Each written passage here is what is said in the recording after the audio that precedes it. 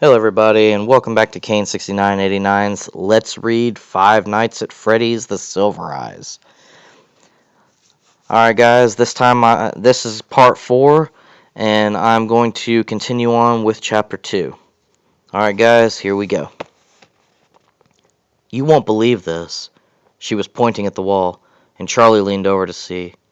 There, etched in the worn brick, were clumsy letters, almost illegible in a children's handiwork. Carlton smells like feet. You have to be kidding me, John whispered in awe, turning to face the wall and placing both hands against it. I recognize these bricks, he laughed. These are the same bricks. His smile faded. They didn't tear it down, they built around it. It's still here, Jessica unsuccessfully tried to keep her voice down. There has to be a way in, she added, her eyes wide with an almost childish excitement. Charlie shone the flashlight up and down the hallways, playing the light off each wall. But there was no break, no door. There was a back door to Freddys, John said. Marla wrote that right next to the back door, right? Why didn't they just knock it down? Charlie pondered. Does this hallway just lead nowhere? Jessica said, puzzled. It's the story of my life, Carlton said lightly. Wait. Charlie ran her fingers along the edge of a shelf, peering through the odds and ends crammed onto it. The wall behind it looked different. It was metal, not brick. Right here, she stepped back and looked at the others. Help me move it. John and Jessica pressed against one side in a unified effort, and she and Carlton pulled on the other. It was immensely heavy, laden with cleaning supplies and large buckets of nails and tools. But it slid farther down the hall almost easily, without incident. Jessica stepped back, breathing hard. John, give me the big light again. He handed, and she turned it back on, aiming where the shelf had stood. This is it, she said. It was metal and rusting, spattered with paint, a stark contrast to the walls around it. There was only a hole where the handle had been. Someone must have removed it so the shelf could lie flush against the door. Silently, Charlie handed the flashlight to John, and he held it above her head so she could see. She slipped around the others and tried to squeeze her fingers into the hole where the doorknob once was, trying to pull it open to no avail. It's not going to happen, she said. John was behind her, peering over her shoulder. Just a second. He squeezed himself into the space beside her and knelt carefully. I don't think it's locked or anything, he said. I think it's just rusty. Look at it. The door extended all the way to the floor, its bottom ragged and unfinished. The hinges were on the other side. And the edges were caked in rust. It looked as though it had not been opened in years. John and Charlie pulled on it together, and it moved a fraction of an inch. Yay! Jessica exclaimed, almost shouting, then covered her mouth. Sorry, she said in a whisper, containing my excitement. They took turns pulling on it, leaning over one another, the metal scraping their fingers. The door held for a long moment, and then it came loose under their weight, swinging open slowly with an unearthly screech. Charlie looked nervously over her shoulder, but the guard did not appear. The door opened only about a foot wide, and they went one by one until all four were through. Inside, the air changed, and they all stopped short. Ahead of them was a dark hallway, familiar to them all. Is this? Jessica whispered, not taking her eyes from the dark expanse. It's here, Charlie thought. She held out her hand for the flashlight, and John handed it to her wordlessly. She shone the light ahead of them, sweeping the halls. They were covered in children's drawings, crayon on yellowing, curling paper. She started forward, and the others followed, feet shuffling on old tile. It seemed to take forever to traverse the hall, or perhaps it was just that they were moving slowly, with methodical, deliberate steps. Eventually the hallway opened up into a larger expanse, the dining room. It was just as they remembered it, completely preserved. The flashlight beam bounced off 1,000 little things reflective, glittered, or topped with foil ribbon. The tables were still in place, covered in their silver and white checked cloths. The chairs were pulled up to them haphazardly, some tables with too many, and others with too few. It looked as though the room had been abandoned in the middle of the lunch hour. Everyone had gotten up expecting to return, but never did. They walked in cautiously, breathing cold, stale air that had been trapped inside for a decade. The whole restaurant gave off a sense of abandonment. No one was coming back. There was a small merry-go-round barely visible in the distant corner, with 4 child-sized ponies still at rest from their last song. In an instant, Charlie froze in place, as did the others. There they were. Eyes stared back from the dark, large, and lifeless. An electric pulse through her. Time held still. No one spoke. No one breathed, as though a predatory animal was stalking them. But as the moments passed, the fear waned, until she was back again, as a child, and with old friends. Separated from one another for far too long, Charlie walked toward the eyes in a straight line. Behind her the others were motionless. Hers were the only footsteps. As Charlie walked, she touched the cold back of an old party chair without looking at it, guiding it out of her path. She took one final step, and the eyes in the dark became clear. It was them. Charlie smiled. "Hi," she whispered, too soft for the others to hear. Before her stood 3 animatronic animals, a bear, a rabbit, and a chicken, all standing as tall as adults, maybe taller. Their bodies were segmented like artist models, each limb made of distinct, squarish pieces, separate at the joints. They belonged to the restaurant, or maybe the restaurant belonged to them. And there had been a time when everyone knew them by name. There was Bonnie, the rabbit. His fur was a bright blue, his squared-off muzzle held a permanent smile, and his wide and chipped pink eyes were thick-lidded, giving him a perpetually worn-out expression. His ears stuck up straight, crinkling over at the top, and his large feet splayed out for balance. He held a red bass guitar, blue paws poised to play, and around his neck was a bow tie that matched the instrument's fiery color. Chica the chicken was more bulky and had an apprehensive look, thick black eyebrows arching over her purple eyes, and her beak slightly open, revealing teeth, as she held out a cupcake on a platter. The cupcake itself was somewhat disturbing. Eyes set into its pink frosting and teeth hanging out over the cake, a single candle sticking out the top. I always expected the cupcake to jump off the plate.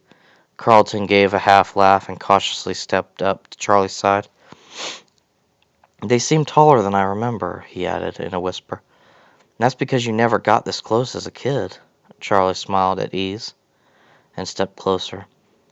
You were busy hiding under tables, Jessica said from behind them, still some distance away.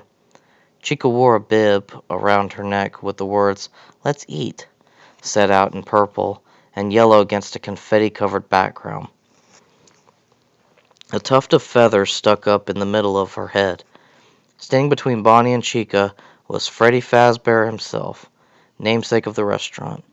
He was the most genial-looking of the 3, seeming at ease where he was.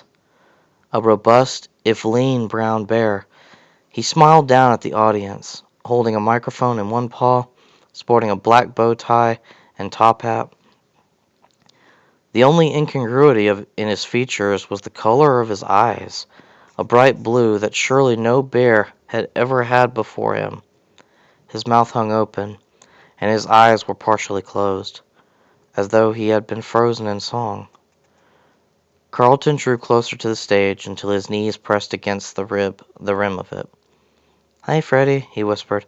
"Long time no see." He reached out and grabbed at the microphone, wiggling it to see if he could get it loose. "Don't," Charlie blurted, looking up into Freddie's fixed gaze, as though making sure he hadn't noticed. Carlton pulled his hand back like he had touched something hot. "Sorry." "Come on," John said, cracking a smile. "Don't you want to see the rest of the place?" They spread out across the room, peering into corners and carefully trying doors, acting as though everything might be breakable to the touch. John went over to the small carousel, and Carlton disappeared into the dark arcade off the main room. "I remember it being a lot brighter and noisier in here." Carlton smiled as though at home again, running his hands over the aging knobs and flat plastic buttons. "I wonder if my high scores are still in there," he muttered to himself. To the left of the stage was a small hallway. Half hoping no one would notice where she had gone, Charlie started down it silently as the others occupied themselves with their own curiosities. At the end of the short, plain corridor was her father's office. It had been Charlie's favorite place in the restaurant. She liked to play with her friends in the main. Of the singular privilege of coming back here when her father was doing paperwork. She paused outside the closed door, her hand poised over the knob, remembering. Most of the room was filled with his desk, his filing cabinets, and small boxes of uninteresting parts. In one corner was a smaller filing cabinet, painted a salmon color that Charlie had always insisted was pink. They had been Charlie's. The bottom drawer held toys and crayons, and the top had what she liked to call my paperwork. It was mostly coloring books and drawings, but occasionally she would go over to her father's desk and try to copy down whatever he was writing in a childish crayoned hand. Charlie tried the door, but it was locked. Better this way, she thought. The office was personal, and she did not really want it open tonight. She headed back into the main dining room and found John looking pensively at the merry-go-round. He eyed her with curiosity, but did not ask where she had gone. "I used to love this thing," Charlie smiled, approaching warmly. Yet now the painted fingers seemed odd and lifeless to her. John made a face, as though he knew what she was thinking. "Not the same," he said. He rubbed his hand over the top of a polished pony, as though to scratch it behind the ear. "Just not the same," he repeated, removing his hand and gazing elsewhere. Charlie glanced over to see where the others were. In the arcade, she could see Jessica and Carlton wandering among the games. The console stood still and unlit like massive tombstones, their screens blank. "I never liked playing the games," Jessica said, smiling. "They moved too fast, and just when I'd start to figure out what to do, I'd die and it would be someone I would die and it would be someone else's turn." She wiggled a joystick that squeaked from neglect. "They were rigged anyway," Carlton said with a wink. "When's the last time you played one of these?" Jessica asked, peering closely into one of the screens to see what image was burned into it from too many years of use. Carlton was busy rocking a pinball machine back and forth, trying to get a ball to come loose. There's a pizza place I visit sometimes," he said. He set the table back on four legs carefully and glanced at Jessica. "But it's no Freddys," he added. John was roaming through the dining room again amid the tables, flicking the stars and spirals hanging overhead. He plucked a red party hat from the table, stretched the rubber band hanging loosely from its base, and snapped it around his head, red and white tassels hanging down over his face. "Oh, let's check out the kitchen," he said. Charlie followed as he bounded off toward it. Although the kitchen had been off limits to her friends, she'd spent a lot of time there, so much so that the chefs chased her out by name, or at least by the name they heard her father call her, Charlotte. John overheard someone calling her Charlotte one day when they were in kindergarten and persisted in teasing her with it constantly. He could always get a rise out of her with that. It wasn't that Charlie didn't like her full name, but Charlie was who she was to the world. Her father called her Charlotte. It was like a secret between them, something no one else was allowed to share. The day she left Hurricane for good, the day they said goodbye, John had hesitated. "Bye, Charlie," he said. In their cards, letters, and phone calls, he had never called her Charlotte again. She never asked why, and he never told her. The kitchen was still fully stocked with pots and pans, but it held little interest for Charlie in the midst of her memories. She headed back out into the open space of the dining room, and John followed.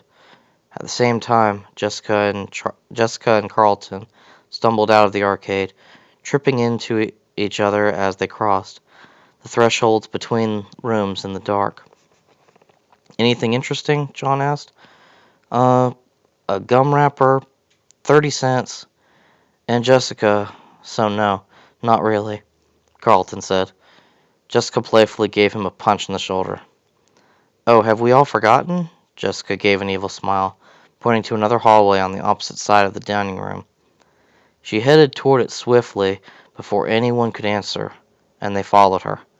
The hallway was long and narrow, and the farther they went, the less the flashlight seemed to illuminate.